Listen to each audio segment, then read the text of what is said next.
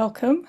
For those of you who don't know me, I'm Louise Crowe. I'm the Chief Executive of my society, and really appreciate you joining us for this 1 hour session where we're going to be launching our TICTeC landscape report. We've called it Shifting Landscapes, a practical guide to pro-democracy tech.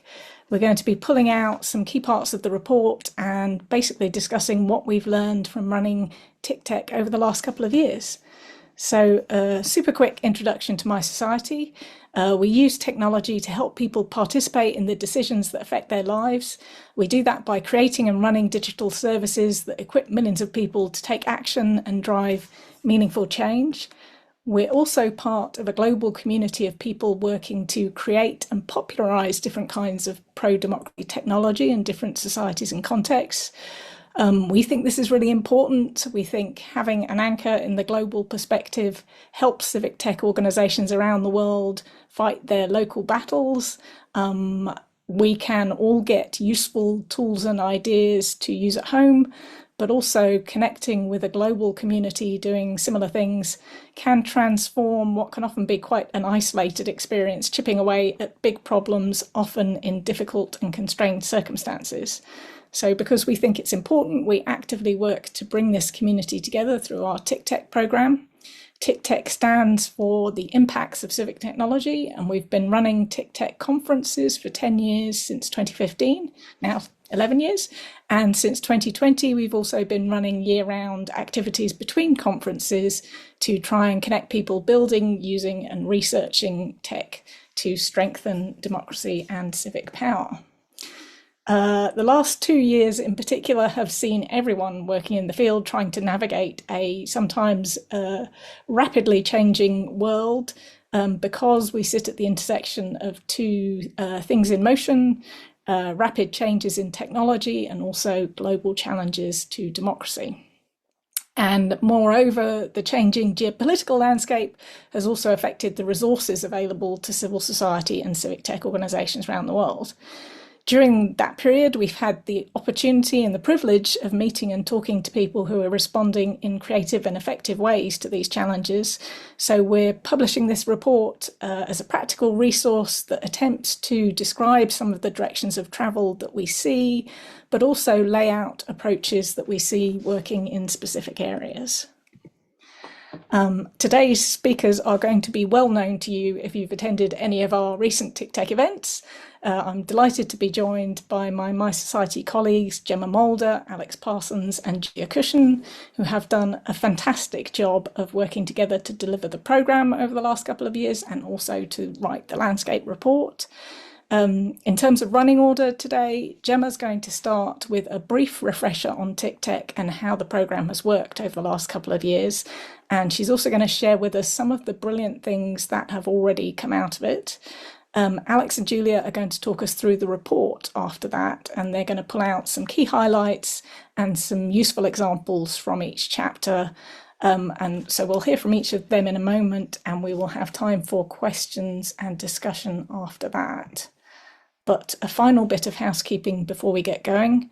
We are recording the presentation so people can watch them after the event, but we won't record the discussion or questions so people can speak freely at that point. Please do use the chat to contribute your thoughts and questions as we go along.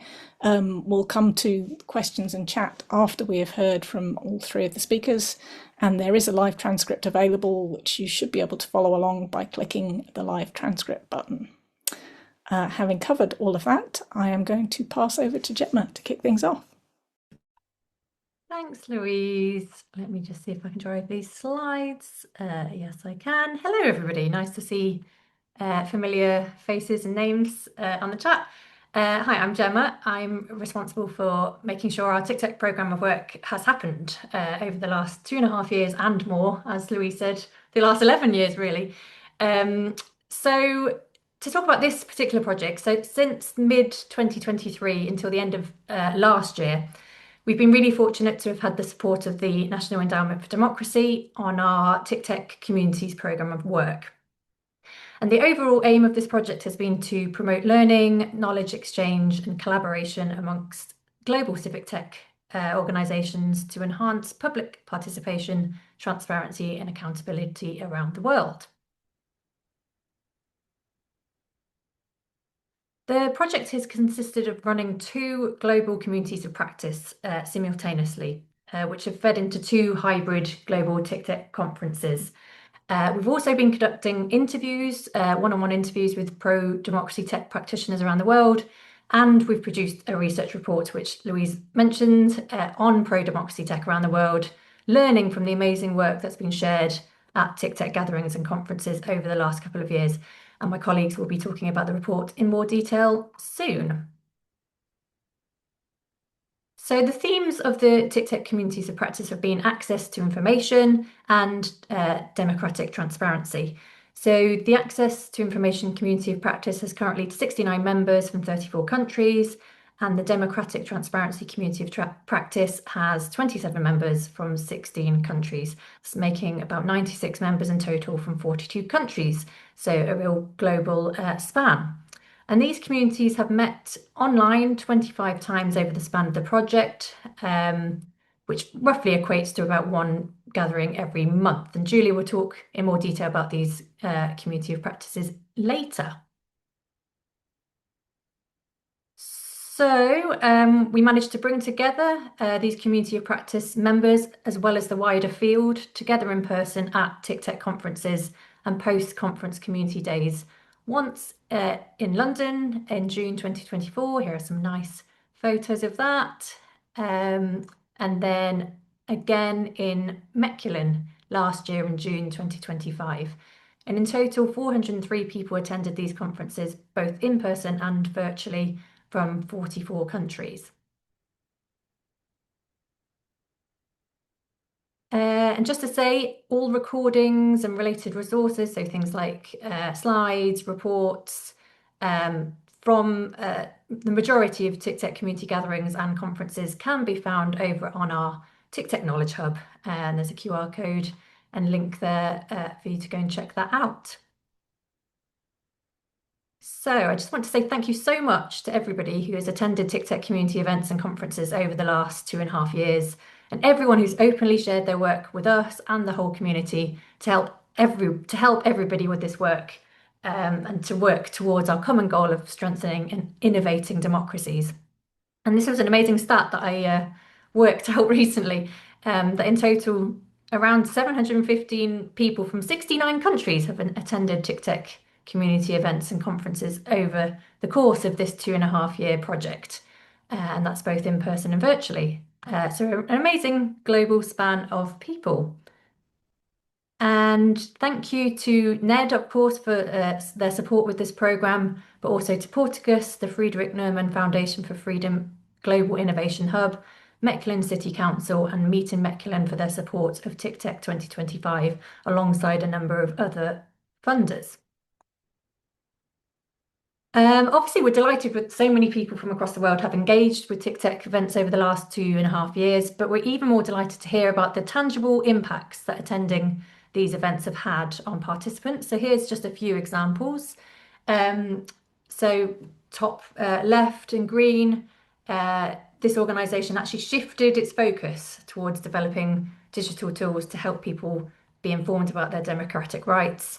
They traditionally were doing more sort of service delivery improvements, but have introduced new tools that help people understand their constitution and laws and parliaments. An example here, someone finding a PhD student at TICTeC to work on an AI tool for writing appeals to FOI denials. A social designer used some of the frameworks she learned at TICTeC from one of our keynotes in several public domain projects. A nice example of a lecturer taking one of the case studies she heard about Belarus in this instance and teaching her students all about it. We've had quite a few people saying that they started collaborations on new civic tech pro-democracy tools. This one, for example, introducing parliamentary transcripts, and the author of People Powered's Guide to Digital Participation Platforms. Go and check that out. That's a great guide. Found case studies for that at TICTeC. And I think I have a few more examples as well, just because there's loads of examples and it's lovely to share the human side of all of this. So yeah, we We've done sessions about measuring impact, so people use that for to develop their latest theories of change. There's been the setup of a new regional network in Asia on transparency, tracking transparency, and collaboration on cross-border anti-corruption projects. Um, People have learned things at TICTeC that they've taken away to, make their transparency projects more visually appealing, more user-centric. And people have generally found collaborators to work together on things. And finally, in Austria, sustained campaigning and legal pressure from support from the community of practice helped secure the introduction of a new access to information law. So loads of amazing examples of, knowledge being shared and connections being formed. I'm now going to pass over to Alex, who's going to speak about the report that we're launching today. Hi everyone. So what we're launching today is the Shifting Landscapes report, which is sort of building on all the work we've been doing over the last few years. So I can hit the next slide button and there is a picture of the report. Oh, if someone could also drop the link in the chat just so people have that. Why do we write this report? So there's lots of big changes happening in the world and in technology and in the intersection of those two things. And one of the questions we want to ask ourselves in our work is what is the most useful thing we can be doing to make a difference to big problems? And we run TICTeC because we think it helps us as well as a wider community to answer that question. So what are the big problems? What are other people doing? How can we join up that very big picture with the much smaller practical things we can do in our work? We've designed the last few years of TICTeC to be helpful at solving this problem, focusing around the idea of pro-democracy tech as a way of bringing focus to a huge area of work, but still covering, a large amount of projects and approaches within that. This report was an opportunity to pull those threads back together, join up the big picture problems with concrete examples of approaches and ways of thinking, and help understand the contribution civic tech can make to pro-democracy work. Building on what happened at the conferences, we've been having conversations with people in the community and running seminars to draw out information and themes, help fill in blind spots or explore how people are addressing specific problems. The goal was to create chapters that are useful to different groups, with parts aimed at practitioners to guide concrete examples and ways of thinking about tech. But also, a key audience we want is people who are working in wider pro-democracy spaces who may have less practical experience with technology to understand where and how tech can be effective and how to think about it in relation to the problems they deal with. With that in mind, we've written the report that is 8 chapters across 4 thematic areas. So the first one is pro-democracy tech. Here we're sort of expanding our sort of definitions of there being a defensive and constructive side to pro-democracy tech and exploring how technology can be joined to wider democratic movements in both cases. Communities of practice, what we've learned about how we work well together, balancing efficiencies of scale with unique circumstances and needs. Shaping the landscape, these chapters look at civic tech as something that both needs to adapt to changing times, but should also be trying to shape the times. So how are projects adapting to, changes to the open web, to changes to distribution methods, but also how can we create infrastructure that makes democratics easier and more effective? And the final set is around using technology effectively. These are more practical chapters where examples and frameworks for practical approaches to thinking. So, for instance, through AI technologies, but also examples of other tools that can be effective where AI approaches are less likely to be effective.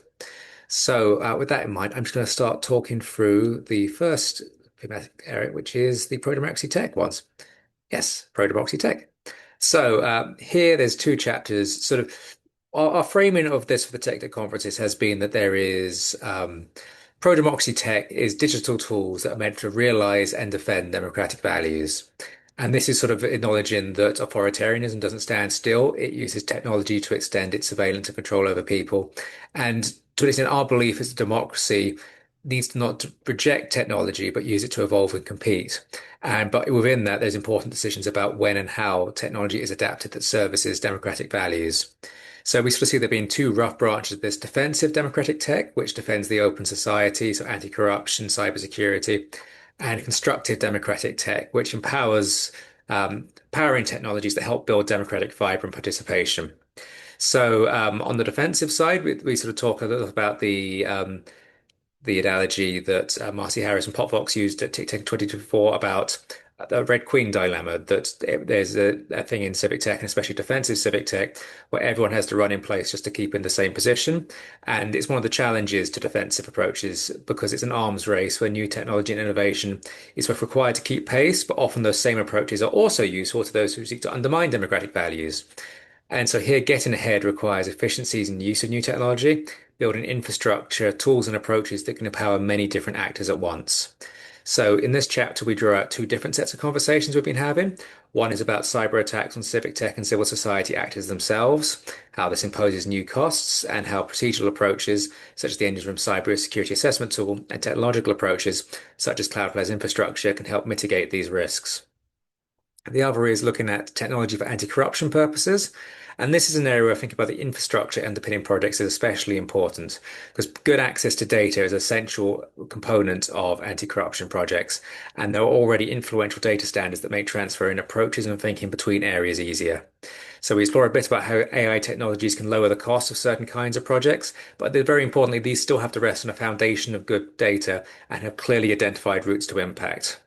So as an example that pulls those together was an example we saw at TICTeC from the Brazilian Association of Investigative Journalists, who talks about how they developed civic tech tools as sort of an extension of their investigative journalism and built tools like Chrysographos, which creates an infrastructure advocacy layer to help surface data sets that can help journalism go further and lead to more news stories down the line.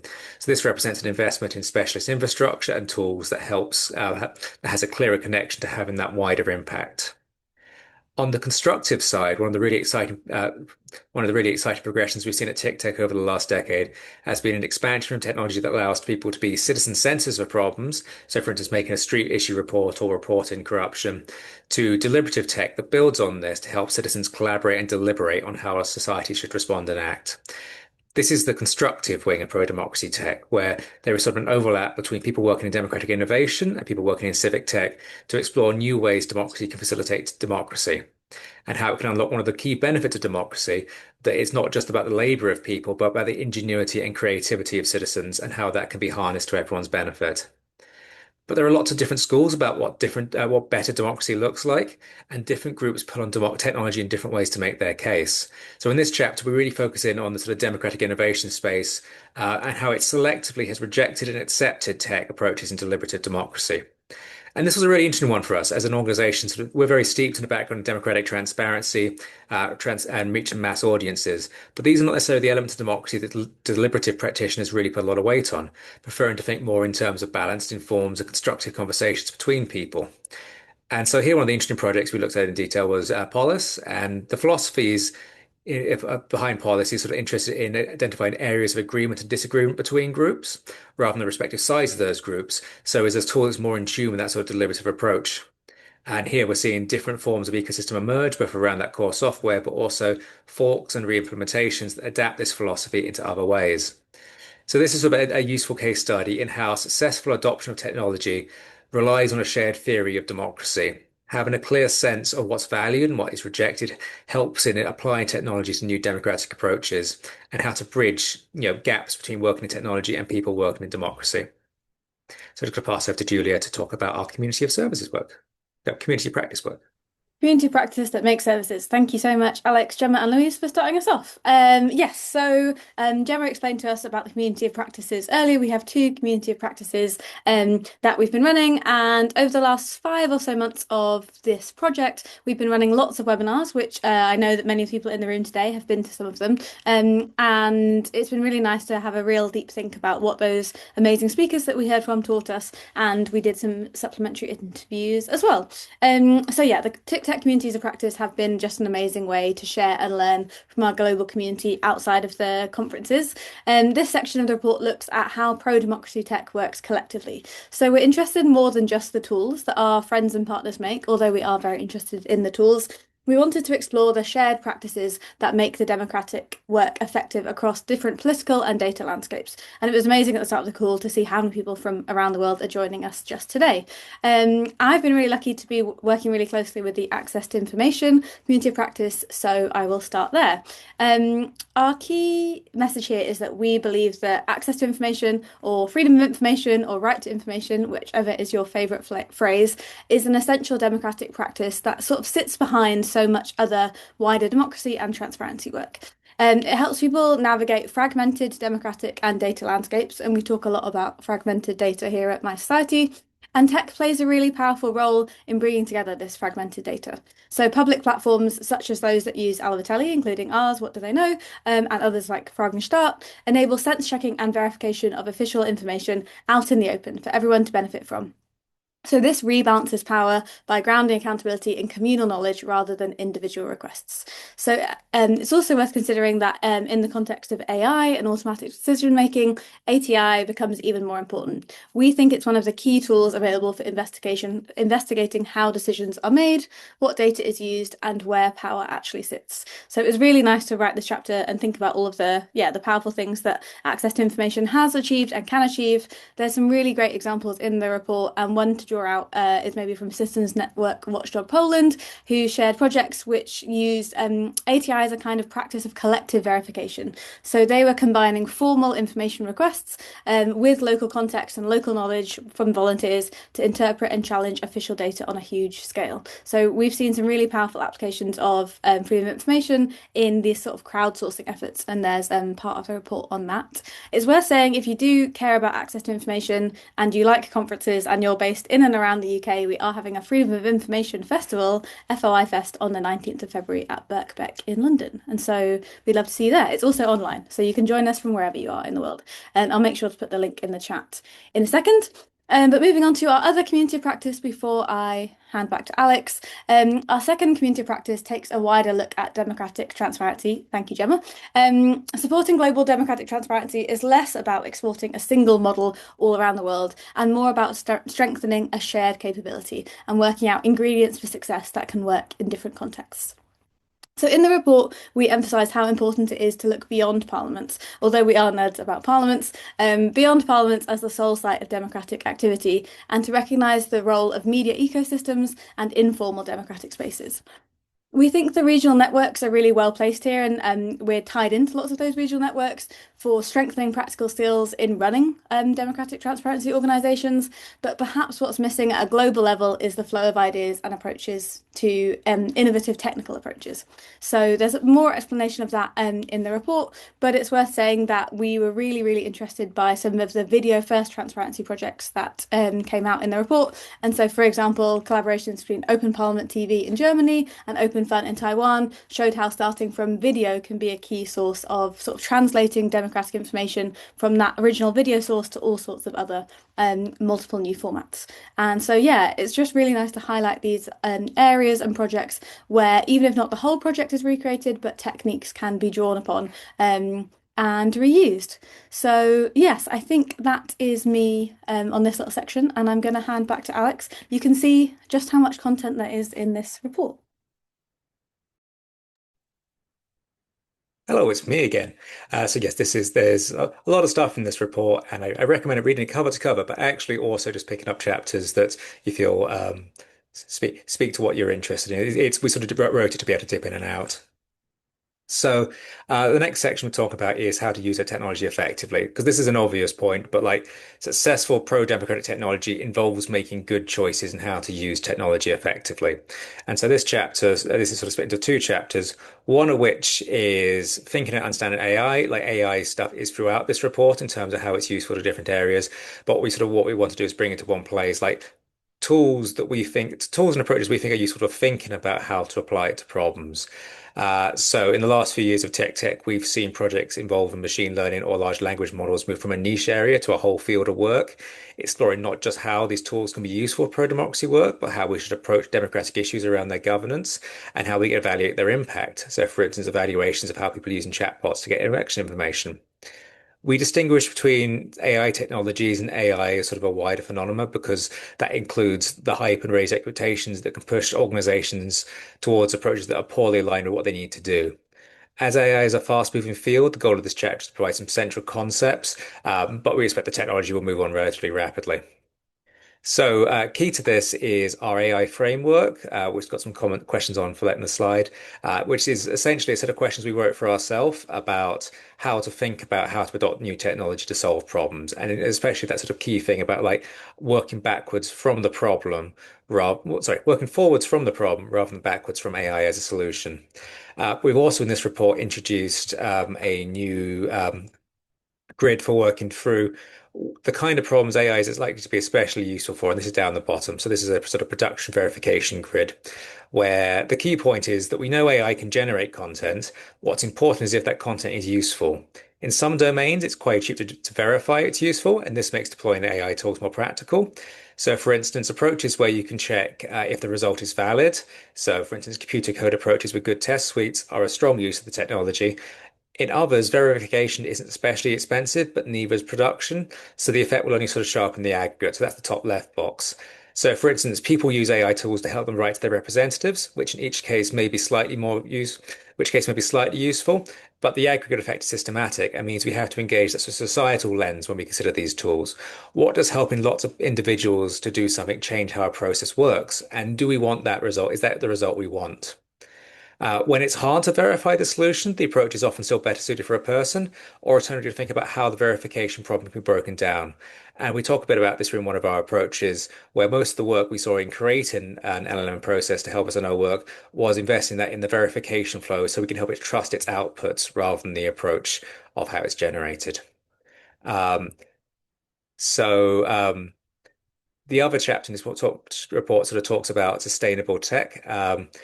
Which is trade-offs between different kinds of sustainability. So we want to share examples of how people put AI to practical effect, but also emphasizing there's other innovative technology available that solves different kinds of problems.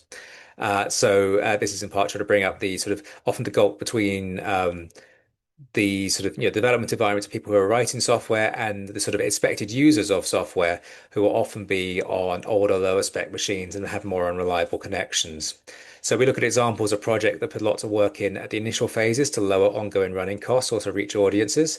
So Mina Recita provides access to Brazilian companies' data with hundreds of millions of requests a month, but it has very low running costs because the initial selection of programming language and running infrastructure to sort of give that sort of end goal of being able to run something sustainably. Folsum is software meant to help assist production of human trafficking cases. And here the key requirement was to work effectively and fast on older lockdown machines. And here, so effective use technology means picking the right tool for the right problem. And we sort of emphasize that AI has a is useful in certain kinds of problems, but there are also other tools that people should have, either in their repertoire or to know they're available. And just to pass back to Julia for the last section on shaping the landscape. Thank you so much. Yes, so this section looks more at the sort of broader condition shaping civic and pro-democracy tech. Here we explore projects that adapt to changing distribution models, but also how we can create infrastructure that makes certain kind of democratic projects easier and more effective. So first looking at digital public infrastructure. Digital public infrastructure is an umbrella term for the idea that there are foundational digital services such as digital identity, digital payments, and address infrastructure that should be created to enable government services, commercial services, and economic growth. So we're looking at that kind of base layer. Civic tech projects already obviously have a relationship with infrastructure, both providing it and relying on it. And we see this across the projects that come and talk at TICTeC. As DPI initiatives grow, pro-democracy approaches must work from the foundations upwards, influencing mainstream DPI so it is governed for the public good, while also building an explicitly democratic civic stack inside and outside the state to provide resilience against democratic backsliding, which I think is on all of our minds at the moment. And at one of the webinars as part of our most recent series, Maima Zansi in South Africa talked to us all about how civic tech can engage directly with infrastructure. And that is about embedding democratic values at a foundational level rather than treating infrastructure as neutral. So thinking really deeply about the foundations of our work there, a whole chapter on that. And then another one, our final one to talk about today is reaching bigger audiences. And one of the distinctive features we think of digital tech is the ability to scale. While each new user, when you're using digital methods, is not costless, it is much, much cheaper than non-digital approaches. And it's possible to reach a mass audience relatively cheaply and more easily than it would be through non-digital methods. And changes in the media and information landscape mean civic tech has new routes to impact, but needs to engage with those new routes to impact. With the decline of the open web and the rise of video platforms and conversational AI, democratic projects need to rethink how information is shared and discovered. There's a whole new world out there that we're all exploring, and we look specifically at two strategies, both be the influencer and influence the influencer. And these are both routes to meeting people where discussion is already happening, democratic discussion and day-to-day discussion. And this image on the right-hand side of the slide here is from Fawcett in Georgia, who came to talk to us about their influence the influencer model. And so they had a really powerful project working with influencers to encourage voter registration in the Georgian elections. They took a really considered approach with a substantial research phase to choose the right kind of influencer. I thought this was really interesting because they were very explicit to us about the fact that they didn't, in their team, within their organization, pick influencers that they thought would be influential. Instead, they did that research work of getting together focus groups of young people to identify the right scale of influencer. And their whole presentation is linked to in the report, so you can go and find out all about that. And yeah, I think their results ultimately showed a really pragmatic response to platform power, attention economics, all of these huge trends that we want to engage with but feel so big. Great, thank you. It's really nice to see questions popping up in the chat. I'm just going to pass back to Gemma for a little look into the future. Thanks, Julia. Thanks, Alex. So yeah, what's next for TICTeC? We'd obviously like to build on the momentum of the last 2.5 years and continue bringing together the TICTeC community to practice and the community in general, so we can all help each other, to do what we all want to do, increase participation, transparency, accountability, and just make sure tech is being used in service of democracy rather than to undermine it. So these are, from what we've learnt through TICTeC activities, these are the sort of topic areas that we feel are most pressing to convene around, so we can really learn from each other and help accelerate progress. And we're keen to work with others to collaborate to make this happen. We would like to host another TICTeC conference in 2027, focusing on these themes, but as well as other areas that we also focus TICTeCs too, such as democratic climate action, digital security, tech for better elections, etc. But obviously we can only do this with financial support. So yeah, please do let us know if you would be interested in collaborating to help continue TICTeC's great work, bringing people together from across the world to learn from and help each other. I think that's it from me. Time